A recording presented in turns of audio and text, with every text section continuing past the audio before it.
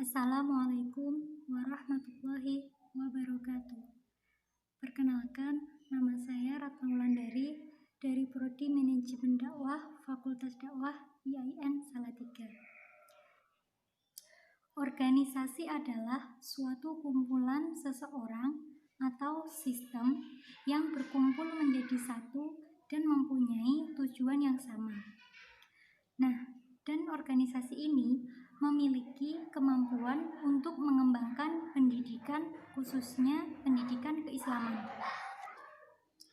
Sedangkan Islam adalah agama yang diyakini kebenarannya, yang soleh, yang solehah, dan yang mempelajari tentang ilmu agama yang dekat dengan Allah SWT. Di sini atau di Indonesia ini terdapat sebuah organisasi yang bernama Organisasi Islam. Organisasi Islam ini adalah punya daya untuk pengembangan sumber daya manusia dengan berbentuk keislaman, dengan ketauhidan, dengan akhlakul karimah, rukun iman dan rukun Islam, serta dengan lain sebagainya yang berhubungan dengan keislaman. Organisasi Islam di Indonesia ini lebih mengutamakan tentang keislaman. Dalam sejarah pendidikan adalah hal yang paling utama yang sangat dibutuhkan untuk semua orang, karena pendidikan adalah kaderisasi atau sebuah kepemimpinan yang dibutuhkan dalam sebuah negara ataupun sebuah organisasi. Maka dari itu, untuk memimpin sebuah organisasi maupun negara dibutuhkan kepemimpinan yang baik, handal, dan yang cakap. Maka dari itu di Indonesia ini terdapat organisasi-organisasi, dan organisasi Islam ini sangat berbeda dengan organisasi pada umumnya. Organisasi Islam di Indonesia terdapat beberapa. Yang pertama adalah Muhammadiyah. Yang pertama adalah Organisasi Muhammadiyah. Organisasi Muhammadiyah ini didirikan oleh Kiai Haji Ahmad Dahlan pada tanggal 19 November 1991 di kota Yogyakarta. Lahirnya organisasi Muhammadiyah ini atas usulan dari para murid Kiai Haji Ahmad Dahlan sekaligus anggota Budi Utomo. Muhammadiyah ini berdakwah dengan cara formal maupun informal, dengan mengedepankan atau dengan tujuan yaitu kebahasaan, keislaman, keilmuan, keterampilan, serta keindonesiaan. Dari kelima tersebut, Muhammadiyah bertujuan agar para pengikutnya dapat mengikuti dengan baik dan dapat mengetahui apa saja yang telah disampaikan. Organisasi yang kedua adalah Organisasi Nahdlatul Ulama. Pasti kalian sudah tidak asing dengan organisasi yang satu ini. Organisasi Nahdlatul Ulama ini didirikan oleh Kiai besar, yaitu Kiai Hasyim Asy'ari. Organisasi ini sudah berkiprah di Indonesia sekitar 91 tahun silam, yang didirikan oleh ulama-ulama yang fokus pada fikih Islam yang dapat bermanfaat untuk kemaslahatan umat Islam, khususnya negara Indonesia. NU atau Nahdlatul Ulama ini fokus pada pendidikan dan keislaman, sehingga Nahdlatul Ulama ini banyak mendirikan madrasah-madrasah atau pendidikan dengan mengutamakan keislaman maupun pondok pesantren, dan melakukan pengajian atau kajian-kajian yang dapat membawa keberkahan ataupun kemaslahatan baik bagi umat Islam sendiri. Untuk itu Nahdlatul Ulama ini sangat terkenal. Banyak anak remaja maupun orang tua maupun usia lansia itu mengikuti organisasi-organisasi Nahdlatul Ulama ini. Sebagai contoh, organisasi Nahdlatul Ulama di kalangan remaja adalah IPPNU, yaitu Ikatan Pelajar Putra Nahdlatul Ulama dan Ikatan Pelajar Putri Nahdlatul Ulama. Ada Banser dan ada Ansor dan lain sebagainya. Yang ketiga adalah organisasi Persis atau Persatuan Islam. Organisasi Persis ini dibawa atau dilahirkan di kota Bandung. organisasi Persis ini mempunyai sekitar 230 pesantren atau pondok pesantren yang tersebar di seluruh daerah, dan masing-masing menjelaskan atau mengajarkan tentang keislaman.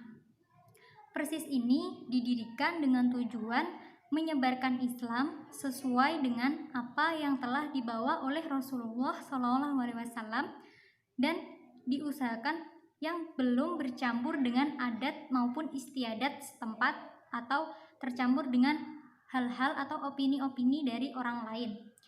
Persis ini bertujuan untuk menyebarkan Islam semurni mungkin seperti apa yang dibawa oleh Rasul dan Nabi kita. Nah, Persis ini sangat mengedepankan dengan peran organisasi Islam sendiri di Indonesia. Bagaimana peran organisasi Islam yang baik di Indonesia dan bagaimana mereka menyebarkan Islam di kalangan orang-orang yang susah sekali mengetahui itu apa organisasi keislaman. Maka dari itu Persis datang dan akan membawakan dakwah-dakwah ataupun kajian-kajian yang membuat pengikutnya itu lebih baik. Yang kedua yaitu semangat pembangunan dan bangsa. Persis sangat semangat maupun dalam pembangunan. Yang ketiga adalah dengan tujuan sebagai kaderisasi sumber daya manusia yang berkarakter. Yang dimaksud berkarakter di sini adalah yang berhasil, yang pandai, dan yang mengerti akan keislaman itu sendiri. Yang terakhir yaitu pemimpin bangsa yang melahirkan semangat untuk pembangunan serta bangsanya, yaitu Persatuan Islam sendiri menginginkan bahwa Persatuan Islam dapat berguna di Indonesia sendiri dengan melahirkan pemimpin-pemimpin atau kader-kader yang dapat membawa kebaikan dan kemaslahatan untuk Indonesia sendiri. Yang keempat adalah organisasi mahasiswa. Organisasi mahasiswa ini adalah didirikan atau digerakkan oleh mahasiswa-mahasiswa yang akan memperkenalkan jati diri mereka untuk mencari jati diri mereka dengan menuangkan keterampilan, kedisiplinan, dan pergerakan bagi diri mereka sendiri. Misalnya organisasi mahasiswa di dalam kampus adalah UKM atau Unit Kegiatan Mahasiswa. Kegiatan-kegiatan yang ada di kampus akan digerakkan oleh mahasiswa itu sendiri dengan bertujuan untuk mengasah keterampilan mereka maupun memberikan hal yang terbaik untuk kampus mereka sendiri. Dan misalnya organisasi di luar kampus ada beberapa. Yang pertama yaitu PMII atau Pergerakan Mahasiswa Islam Indonesia. PMII ini biasanya mengikuti paham dengan Nahdlatul Ulama yang banyak belajar tentang Nahdlatul Ulama. Yang kedua adalah HMI atau Himpunan Mahasiswa Islam. HMI ini juga mengikuti Nahdlatul Ulama, juga mengikuti Muhammadiyah.